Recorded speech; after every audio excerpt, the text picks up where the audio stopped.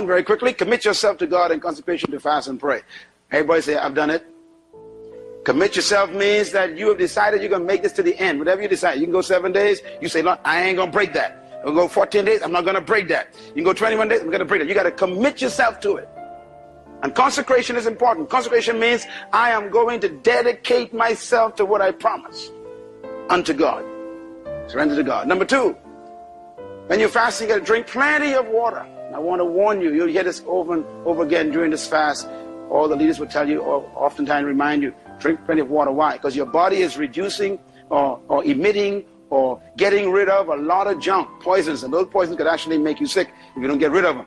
So you need to get that water. The water will cleanse them, flush you out all the time, keep you very healthy. And by the way, you should drink at least 8 glasses of water every day, beginning tonight.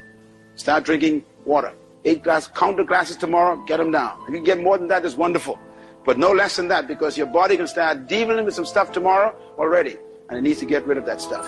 Number 3, also drink hot herbal teas. We allow this. Cranberry juice is a good cleanser. By the way, it's a very, very good source of natural vitamins to help your body rebuild itself.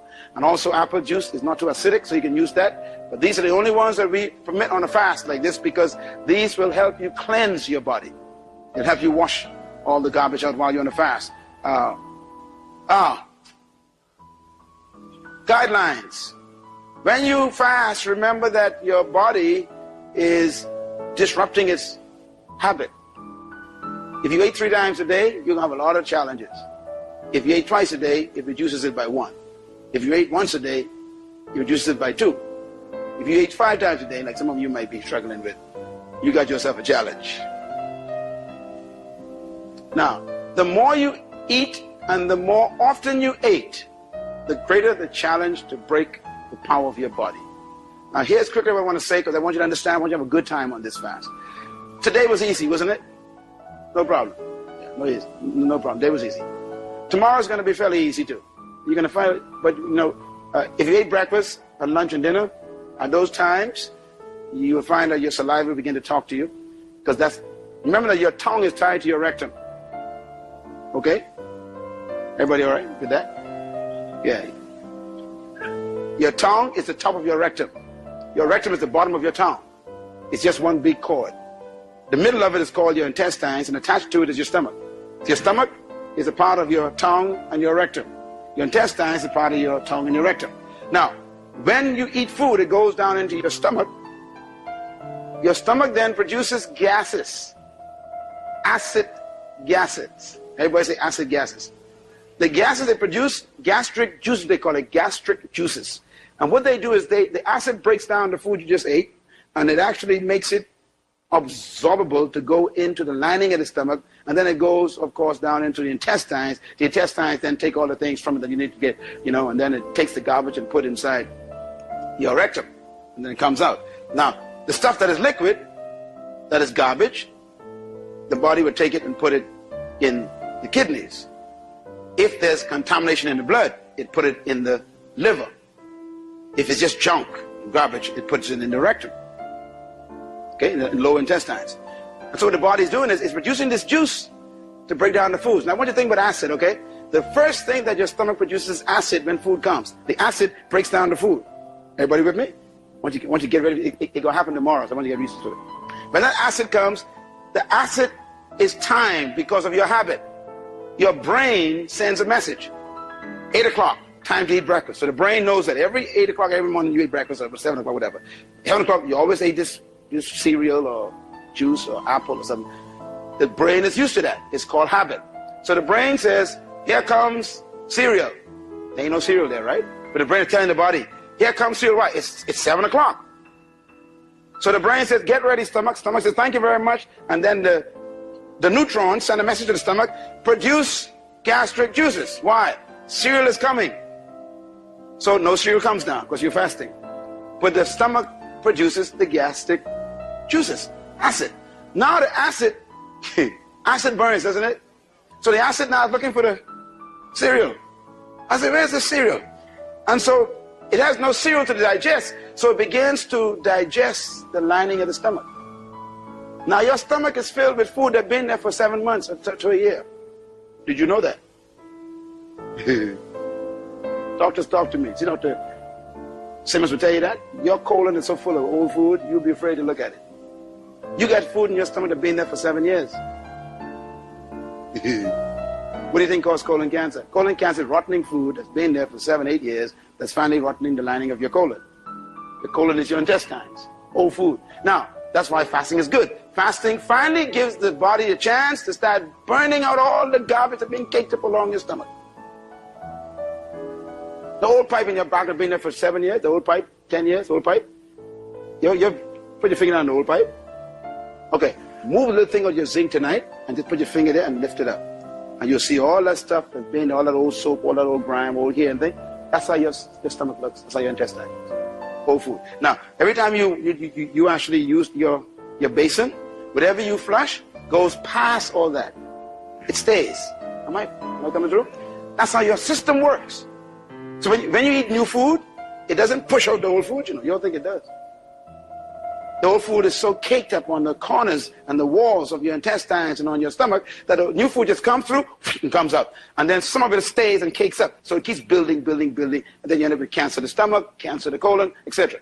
What happens when you're fasting is the fasting finally gives the gastric juices a chance to start burning the stuff caked up on your stomach. And that's when you say, I got gas. You are correct.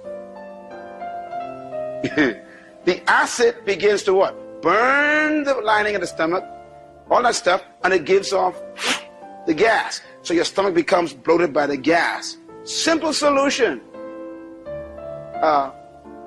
What's another word for releasing gas?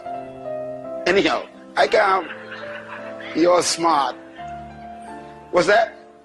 A nurse will tell me. What is it? Flatu? Say it again. What? No wonder why we say pump. What's that? It's a deep word, man. Flatulence. Flatulence. I am flatulating.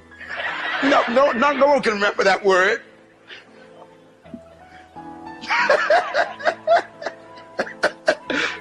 Anyhow, everybody following me? I forgot his last name. My mother had this book, and I read this book, and I said, fasting is simple. Once you know what's going on. Now, what do you do when acids are produced in your stomach? Easy. What dilutes acid? Liquid. So you drink water. That's all. So I guarantee you tomorrow morning, your body going to say, it's breakfast time. Now remember, your body talking to you, not the devil. It's breakfast time. How does the body say it? It's releasing these gases. What do? You take a glass of water, and you drink it. You go to work. And then around, now some of y'all got midday snacks and things, and some of y'all got problems. If you always eat something at 11 o'clock, here comes that juice again. So you got to drink something again. In other words, every time you feel that little tingling, that's just acids in your stomach. You got to flush them out. And that goes on until the body begins to catch on. And the body says, you know something? There ain't nothing coming down here. So what are you doing? You're breaking the mental habit in the brain. So the brain says, release gases. And the stomach sends a message back and says, there's nothing here. So around the 6th or 7th day, which is the hardest days, is when the stomach and the brain have some real chatting going on. That's when the brain says, release. And the stomach says, ain't nothing here. And the brain says, still release. And the stomach says, ain't nothing here. And the brain says, you better release. And the stomach says, ain't nothing here. And then eventually on the 8th day, the brain says, I ain't telling you to release nothing no more. Everybody say freedom. Say it loud. That's when you're free. That's when you're free. You got to get to the point where you're free. The way you become free is to keep that water flowing. Keep that water flowing. And you're going to find your urination is going to change because urination is going to turn different colors because all the garbage is coming up. And around the 8th or 9th day, your urine will turn very, very clear. You're purified. Purified. After that, it's fun. You can look at food and never have a desire. The next 4 days, don't look at food too much. Have mercy, Jesus. Because psychologically, your mind going to say, I already tasted that. You can taste it in your mind. So it releases gastric juices. You got problems. Okay? But once you're free, you can do it. Is that helpful to you? Well, you understand that, okay? Last thing, no juices, please. Why? Because orange juice is high in acid, and that's what you're trying to get rid of. Pineapple juice, high in acid. Grapefruit juice, no. Because you're actually making your stomach worse.